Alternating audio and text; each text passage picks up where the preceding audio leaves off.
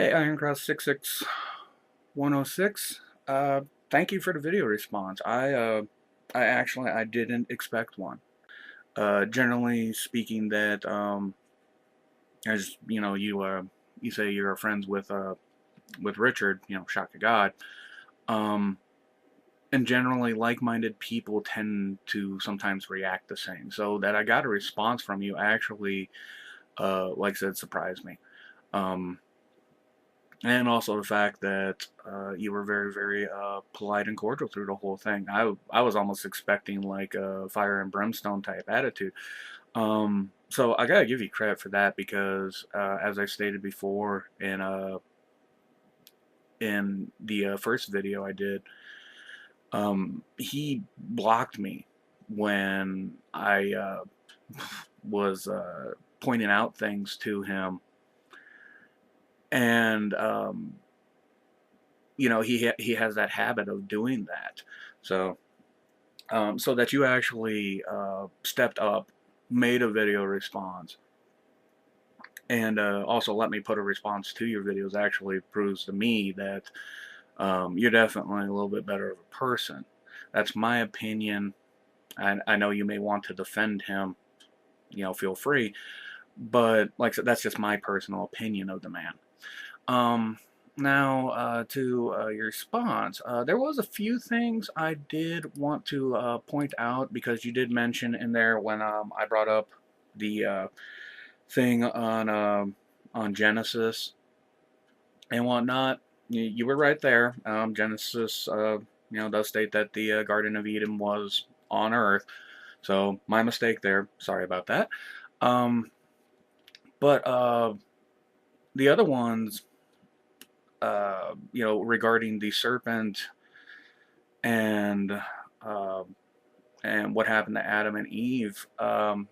In chapter 3 of Genesis, it talks about the serpent, which at one point it is never actually referred to as the devil at all. As a matter of fact, Lucifer hadn't fallen from grace yet. The serpent was just uh, basically, I guess you could say he was someone who questioned why they should do these things, and Eve just listened to him. Most ever he said, he asked Eve, did God really say that you must not eat from any tree in the garden? Eve told him back that there was one tree that they couldn't eat from, they couldn't touch it or they would die. In which case the serpent replied back, you will surely not die. For God knows when you eat of it, your eyes will be open, and you will be like God, knowing good and evil. Then after that, verse 6, chapter 3, verse 6, when a woman saw the fruit in the tree was good food and pleasing the eye and also desirable for gaining wisdom, she took some and ate it. She also gave some to her husband who was with her, and he ate it.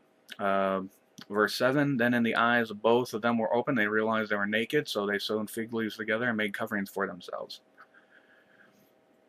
In which case, after that, when God found out what he did and Adam and Eve told him, he went to the serpent and, cursed the serpent to be like snakes as we know them. But down on the point of where if, Satan was saying things, uh, Genesis chapter 3, verse 22, and also 23 and 24. And the Lord God said, man has now become like one of us, knowing good and evil. He must not be allowed to reach out his hand and also take from the tree of life and eat and live forever. Verse 23, so the Lord God banished him from the Garden of Eden to work the ground from which he had been taken. Verse 24, after he drove the man out, he placed on the east side of the Garden of Eden cherubim and a flaming sword flashing back and forth to guard the way to the tree of life. So I just wanted to point those out. I mean, I realize that Bible verses and whatnot can't be expected to remember them just right off the top of your head. I mean, I wouldn't expect that of myself. The only reason why I remember it is because in answering the question about if atheism is accurate and correct, and being able to provide proof, I used that verse and that passage to showcase that this is my answer. And the fact that we do have the knowledge to make that choice, to be able to differentiate. And because of that choice, therefore, we can make the decision of what we decide is or isn't proof, you know, which is, as the Webster's Dictionary says it, as a noun, the cogency, the cognacy of evidence that compels acceptance by the mind of a truth or a fact. Definition B, the process or an instance of establishing the validity of a statement, especially by derivation from other statements in accordance to principles of reasoning. Now, those are just for the first two statements for nouns. It goes down, has plural versions and archaic and whatnot, but those are generally what I feel is probably the two most accepted ones. And then evidence, the two definitions for it has, and it has a sub-definition for it. Evidence, an outward sign. B, furnishings, something that furnishes proof, something legally submitted to a tribunal to ascertain the truth of a matter. Definition 2, one that bears witness, especially one who voluntarily confesses a crime and testifies for the prosecution against accomplices. Like I said, I just wanted to bring those up because, like I said, in asking the question, and you said yourself that there were actually people that were atheists or whatnot. I myself am agnostic, by the way, just so you know, that have asked you repeatedly if you can provide proof for the basis of your religious system of belief, and you're saying that you and Rich are basically flipping the coin around, which is perfectly acceptable to do, because if someone can ask you that question, you have every right to answer it back, and you have every right to ask that question in return.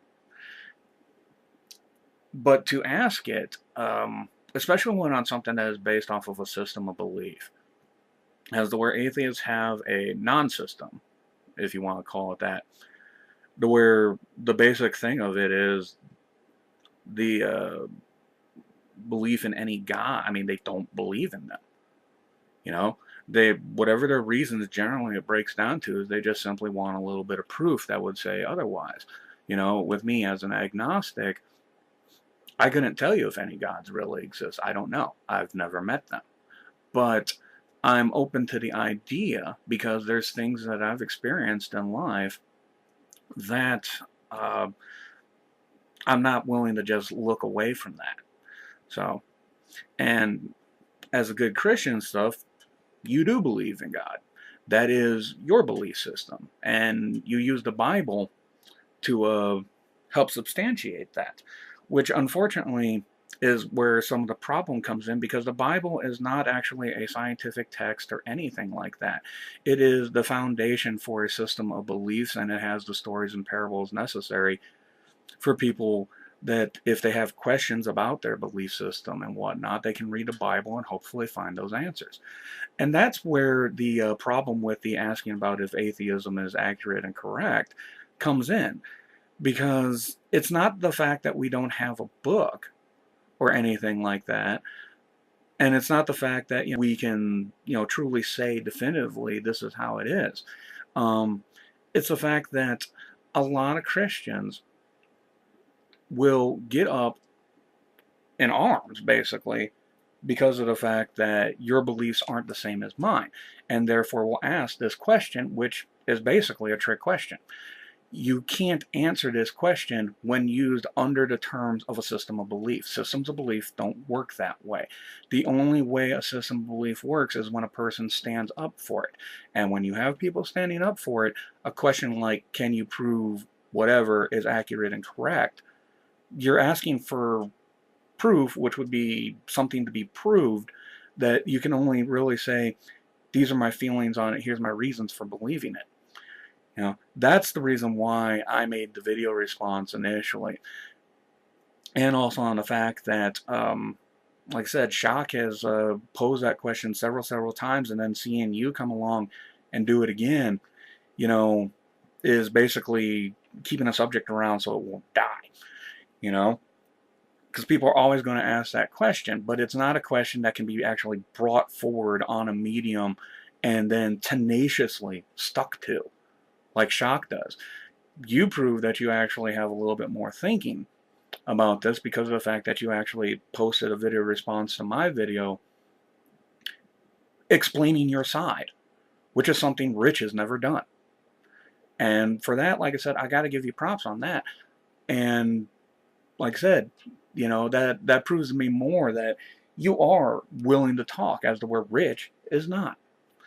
And so I hope that you'll understand a little bit about when I made my first response, and now that I'm making this one as well, you understand a little bit better about where I'm coming from. And I also want to say I'm appreciative of the fact that you are actually open to dialogue and conversation on this topic.